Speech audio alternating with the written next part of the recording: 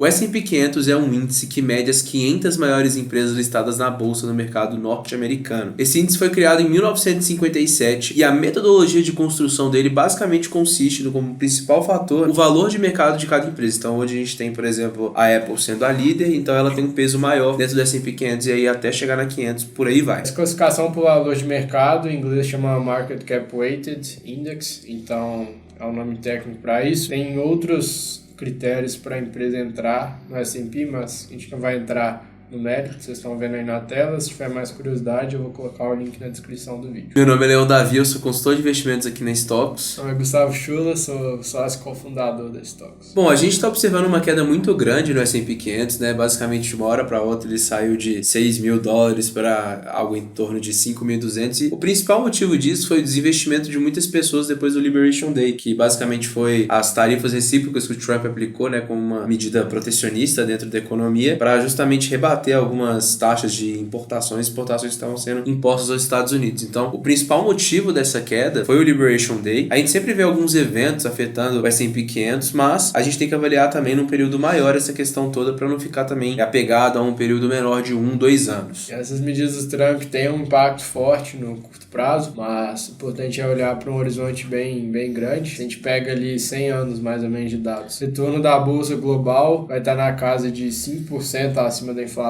e a bolsa americana estaria 6 e poucos por cento, mais ou menos, acima da inflação. E se pegar no histórico mais recente, que tem um gráfico bem legal, o retorno dos últimos 10 anos da bolsa americana em reais, então leva tanto em consideração o retorno do S&P quanto a variação do dólar, e mostra que o retorno total foi de 19% ao ano. Isso é um valor absurdamente alto, que com certeza não vai se repetir nos próximos 10 anos. Portanto, a gente tem que agora saber se realmente compensa investir na bolsa americana ou não, que é o título do vídeo. Acho que para destacar alguns pontos fortes do S&P 500, vale muito a pena falar do que a gente está investindo. Então, a gente está investindo em empresas do seu dia a dia. Então, tem Apple, Nvidia, Microsoft, Coca-Cola, empresas que você realmente usa. E é interessante falar que é o seguinte, a gente está investindo em 500 empresas que estão realmente inseridas ali dentro de um cenário que é o cenário mais forte economicamente do mundo. A maioria delas também estão expostas na moeda mais forte do mundo, que é o dólar também, então tem vantagem de negociação também em relação a outros países. É um cenário onde toda a economia, toda a estrutura de capital voltada para essas empresas é uma estrutura que favorece o funcionamento delas. Fora que são empresas também em muita evidência, assim, qual que é a chance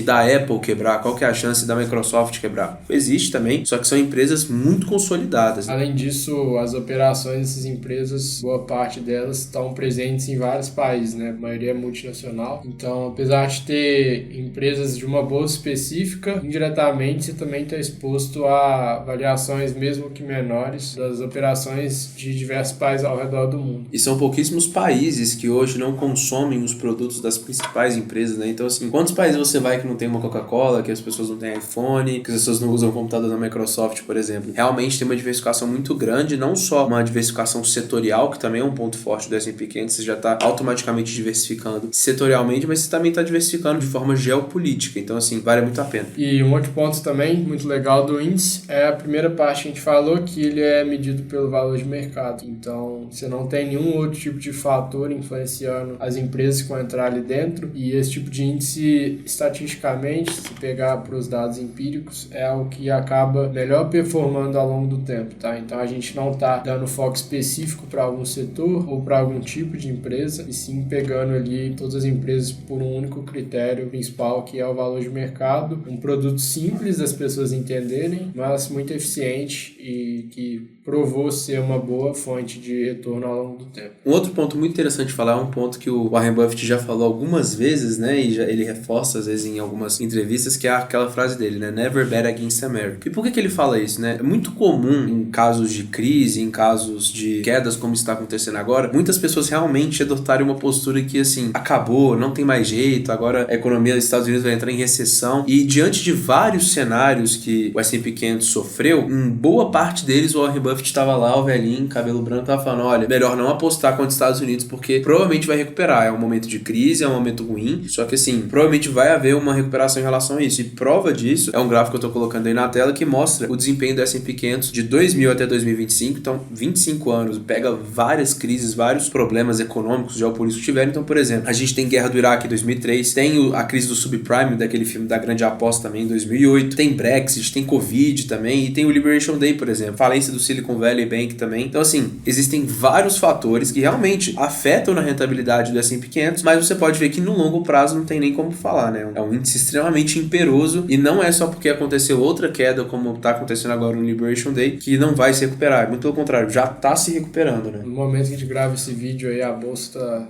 tendo uma recuperação forte até. Mas uma outra coisa legal que esse gráfico mostra é que vão ter vários períodos também que o S&P vai performar mal por vários anos. Então, como a rentabilidade dele, como eu mostrei anteriormente, foi absurdamente alta, principalmente em reais, mas em dólar também foi uma rentabilidade relevante. Você é de se esperar que em algum momento os outros países, as bolsas dos outros países vão performar melhor do que a bolsa americana. Para isso também é importante estar bem diversificado, estar protegido com esse cenário, se é isso que você acredita, mas ao longo das próximas décadas, assim, é muito burrice pensar que daqui 30, 40 anos o índice vai estar no mesmo patamar de hoje, né? Isso só aconteceria num cenário completamente extremo e muito improvável. A potência dos Estados Unidos é muito grande, claro que tem toda a nova conjectura econômica e geopolítica que pode aparecer nas próximas décadas, com o papel dos países asiáticos, papel ali dos países do Oriente Médio, mas isso é um processo longo, como grande parte dos processos geopolíticos são. Eu não vejo nenhuma preocupação estar investido na Bolsa Americana aí pelas próximas décadas. E assim, se você está com um pouco de medo de isso ser um investimento pior do que investir no mundo todo, só se investir no mundo todo, certo? Exato. Então, ambos os investimentos foram muito bem ao longo dos últimos 100 anos, igual eu falei, diferença ali de 5% para 6% acima da inflação. Os dois investimentos se provaram muito bons e é muito improvável que seja uma má decisão continuar investindo ou nos Estados Unidos ou no mundo inteiro ao longo da sua vida. E o ponto é para sofrer também menos com essa ansiedade de será que eu estou investindo corretamente ou estou investindo no melhor ativo ou no melhor índice, eu acho que vale também a diversificação como um todo, né? Então você pode diversificar um pouco para a Bolsa Global, diversificar para a Bolsa Americana, Bolsa Brasileira. Se você tiver algum tipo de apreço, diversificar só em uma bolsa também de um país é uma possibilidade também. E o caminho para isso é você realmente montar uma carteira estruturada, que é o tipo de serviço que a gente faz aqui na Stops. Inclusive, se você tem interesse de marcar uma reunião para a gente entender melhor a sua situação financeira e ajustar um plano para você te apresentar isso tudo sem compromisso, é só preencher o link que está aqui na descrição, porque a gente vai montar um plano personalizado de investimentos para vocês. E no final do dia, o mais importante é ter uma carteira alinhada com seus objetivos e não com o tipo de investimento